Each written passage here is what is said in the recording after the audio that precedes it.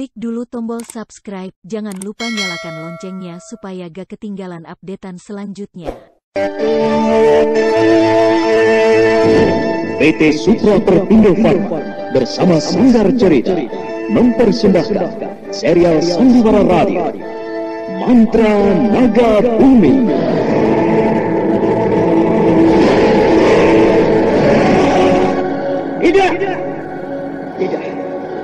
Tidak mungkin, Nimas. Kau tidak mungkin. Kenapa semuanya bisa jadi begini? Tidak.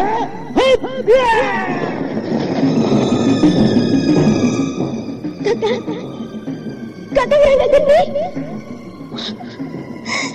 Kakak, kenapa kau tinggalkan aku, Kakak? Kenapa?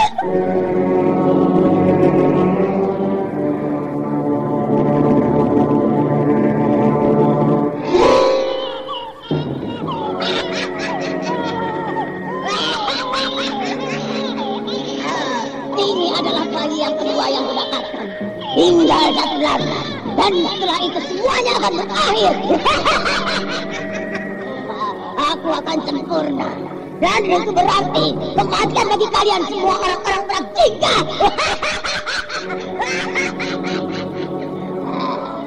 Darah-darah kalian akan kupersembahkan untuk dewa kemelatan. Kalian akan kuhancurkan. Kuhancurkan.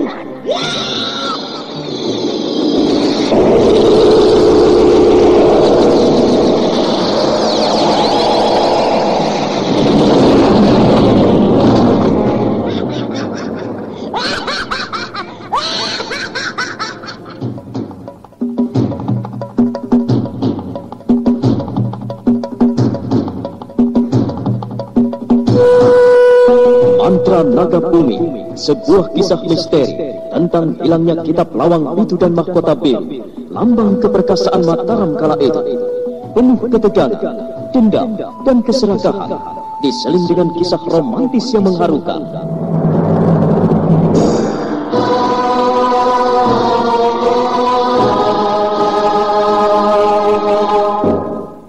Mantra Naga Bumi, ide cerita Totot Prambanan. Naskah disusun dan ditulis oleh Chandra Argadinata. Teknik dan montase Novin Nuhu. Ilustrasi musik Frans Harius. Dengan sutradara Dian Pertiwi.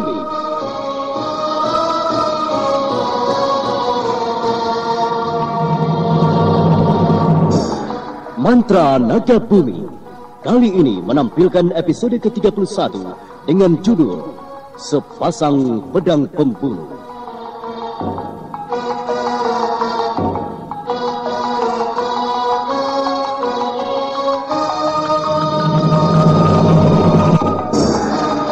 Dalam seri yang ke-18 ini didukung oleh para pelakon Ferry Fadli sebagai Rangga Geni, Sulistyowati sebagai Wilantika, Suryadin Tanjung sebagai Ki Tegar Wajah, Ananta sebagai Ki Warungga, Buan Nergis Mulyono sebagai Raden Pasupati, dan Musri Nurdin pengantar cerita.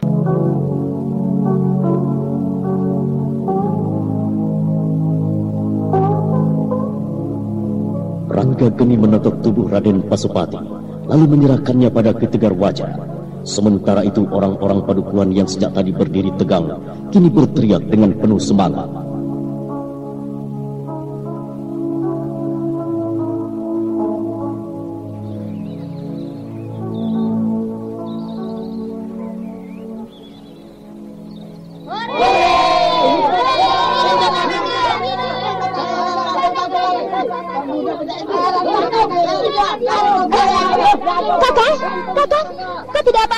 Tidak apa-apa nih, Mas.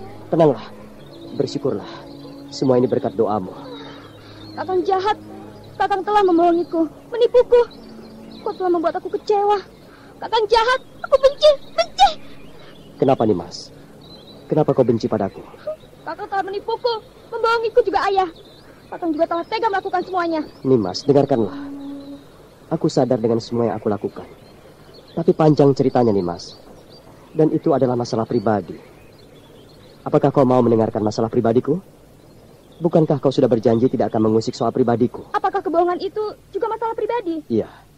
Kalau tidak menyangkut masalah pribadi, aku tidak akan mungkin melakukannya. Apakah karena masalah pribadi juga sampai membuat Kakang rela dipukuli dan dihina oleh Raden Pasopati di depan para penduduk pedukuhan? Apakah karena semua itu soal pribadi sampai Kakang membuat hatiku sedih dan cemas melihat penderitaanmu? Kakang jahat. Kakang kejam. Nimas, jangan pergi. Tunggu aku, Nimas. Tunggu.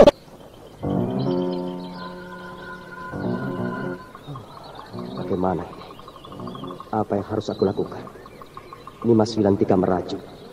Dia menangis dan berlari. Aku tak mengerti apa yang harus aku lakukan.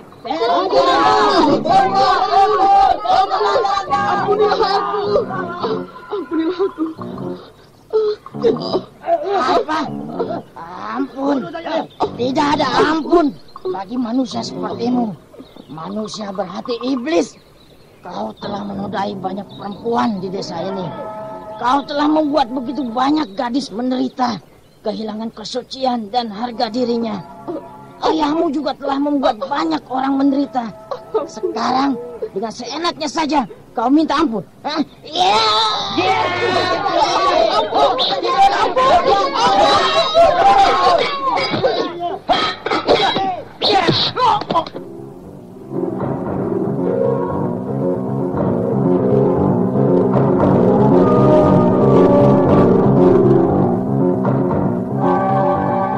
Orang-orang desa Padukuhan Segenggam yang selama ini menyimpan dendam pada keluarga Raden Pasopati dengan tanpa memperdulikannya lagi langsung memukul dan menyeret Raden Pasopati.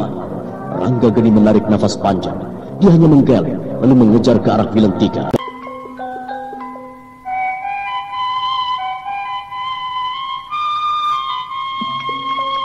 Anda sedang mendengarkan Ravanda Channel.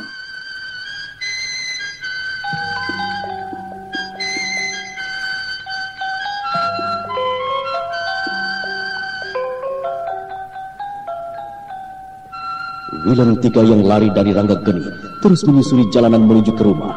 Orang-orang desa Padukuhan banyak yang memandang ke arah gadis itu sambil melongo tak mengerti. Tak lama kemudian, Ranggageni sudah berada di sisi Wilantika. Dia memegang tangan gadis itu.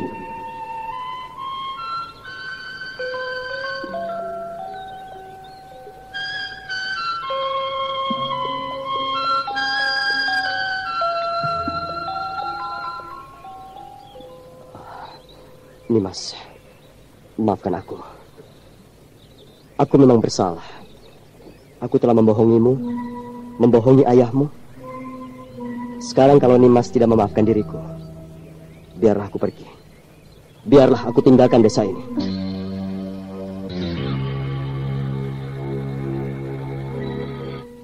Mas, Kakang, kau tidak, jangan tinggalkan desa ini. Jangan tinggalkan kami, Kakang. Kalau memang Nimas membenciku, Nimas kecewa dan merasa dibohongi, maka ada baiknya aku pergi. Toh, untuk apa aku menunggu orang membenciku? Tapi kalau Nimas memaafkan diriku, maka aku akan tinggal dan tetap di sini bersama orang-orang desa Padukuhan ini.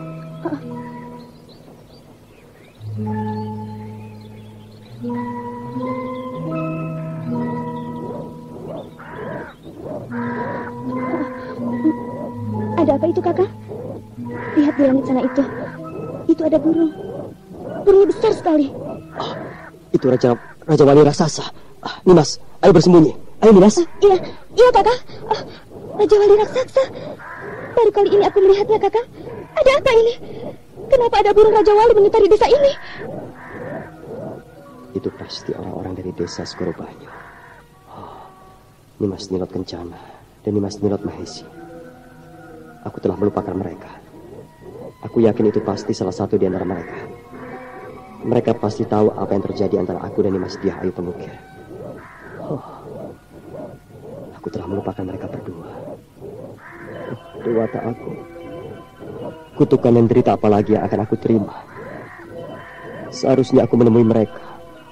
Seharusnya aku pergi ke Skorobanyu. Mereka pasti menungguku. Mungkin ini yang dikatakan oleh Nilot Kencana, bahwa suatu saat kelak aku akan tahu semuanya. Mungkin mereka sudah mengetahui bahwa Nimas Diah Ayu Pengukir itu adalah adikku. Mereka curang. Mereka tidak mau mengatakannya. Burung itu masih berputar-putar di atas sana.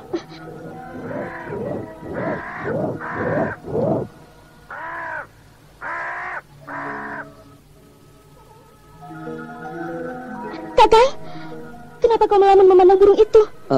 Apakah kakang pernah bertemu dengannya sebelum ini? Tidak pernah. Kakang Rangga, aku takut sekali. Aku ngeri melihatnya. Aku takut, Kakang. Lihat, Kakang. Dia terus mengitari desa ini. Itu. Lihatlah, Kakang. 2 ekor. Burung itu sepasang, Kakang. Mereka, aku takut, Kakang. Kakang. Mereka merendah. Aku yakin mereka itu pasti Nimas Ninot Kencana dan Nimas Mahesi. Mereka pasti tahu aku berada di desa ini karena melihat bola kacanya. Mereka pasti mencariku. Ya, kalau sampai mereka turun, apa yang harus aku lakukan? Kenapa Kakang diam? Ada apa, Kakang? Apakah Kakang takut? Iya, aku takut, Nimas. Kakang bisa mengalahkan rombongan penjahat sebanyak tadi. Sekarang kenapa Kakang takut? Kakang bisa menghadapi mereka, menghadapi kedua ekor burung apabila mereka menyerang penduduk. Kakang, mereka semakin merendah. Di persembunyiannya, Wilantika memeluk Rangga Geni dengan sekuat tenaga. Gadis itu gemetar. Dia ketakutan setengah mati. Sementara itu, Ki Tegar Wajah dan para penduduk lainnya juga terkesima. Semuanya memandang ke atas, ke arah 2 ekor Raja Wali yang berputar-putar semakin lama semakin rendah itu. Ki Warungga, kenapa tiba-tiba ada sepasang Raja Wali raksasa mengitari desa Pedukuhan ini? Ada apa ini? Pertanda apa semua ini? Itu burung peliharaan Ki Barangsangan. Kedua burung itu akan menghancurkan kalian semua. Rasakan kalian semua. Rasakanlah. Hei Raja Wali, di sini aku. Tolonglah aku.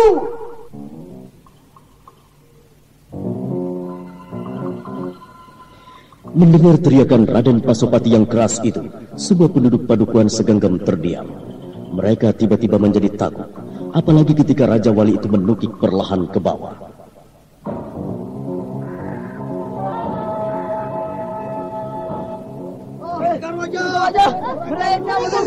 Mereka menukik. Itu Garwaja.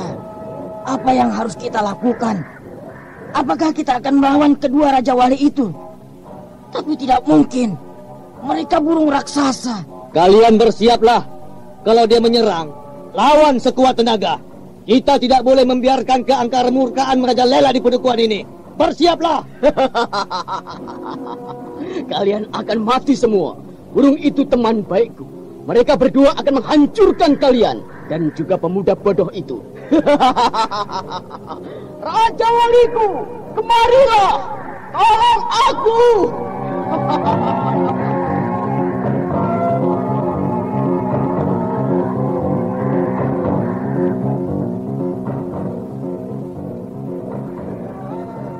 Apakah benar apa yang dikatakan oleh Raden Pasopati? Bahwa sesungguhnya burung Raja Wali itu peliharaan Ki Barangsangan yang tadi dibuntungi Nak Mas Rangga. Kalau memang iya, berarti dia akan membebaskan Raden Pasopati.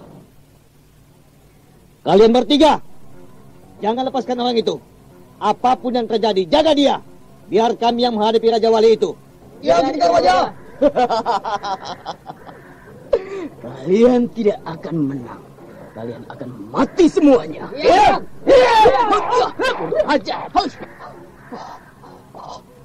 Raja Wali, tolong aku.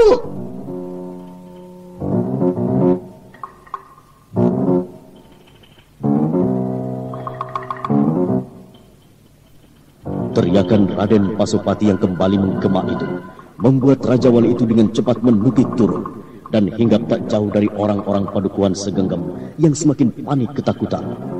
Ki Tegar Wajah memberanikan diri maju ke depan. Pada saat itu, Wilantika keluar dari persembunyiannya. Ayah! Jangan, Ayah! Jangan dekati burung itu, Ayah!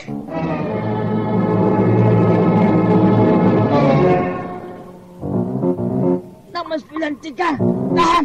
Jangan mendekat. bersembunyi saja. Tidak, tidak. Aku tidak mau pergi.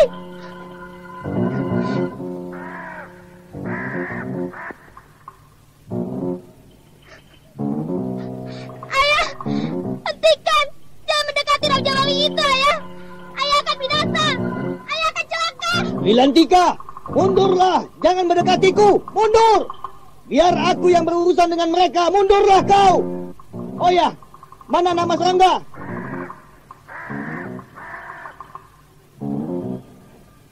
Mas, mundurlah. Dengarkan perkataan ayahmu. Bahaya anak Mas, mundurlah. Tidak, tidak, Ayah. Jangan dekati mereka. Jangan, Ayah.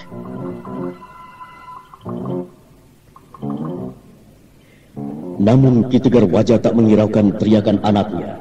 Dia langsung mendekati burung Raja Wali yang besar itu. Kedua burung itu saling pandang beberapa saat. Lalu terdengar mereka berteriak lagi.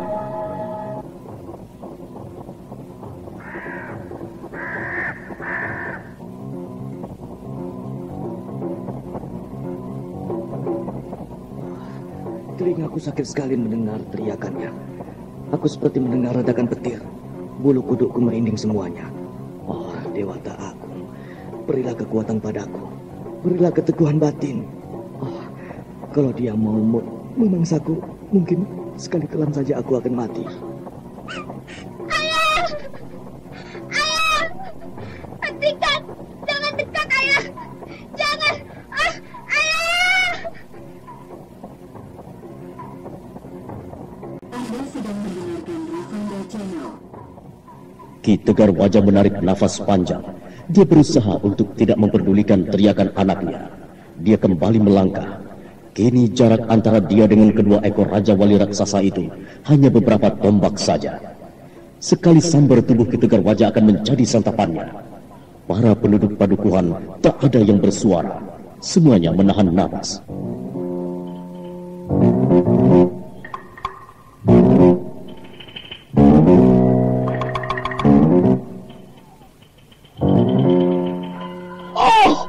Raja Waliku, matalah orang tua itu. Dia yang menyebabkan orang tuaku mati. Dia yang menyebabkan keluargaku tewas. Dia yang membuat aku menderita.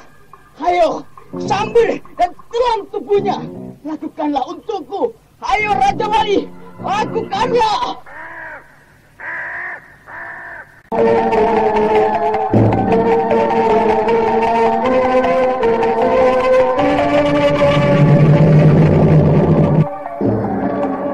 Nah, saudara pendengar, bagaimana kisah selanjutnya?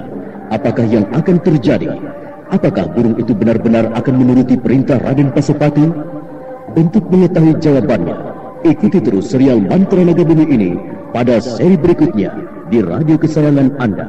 Sampai jumpa.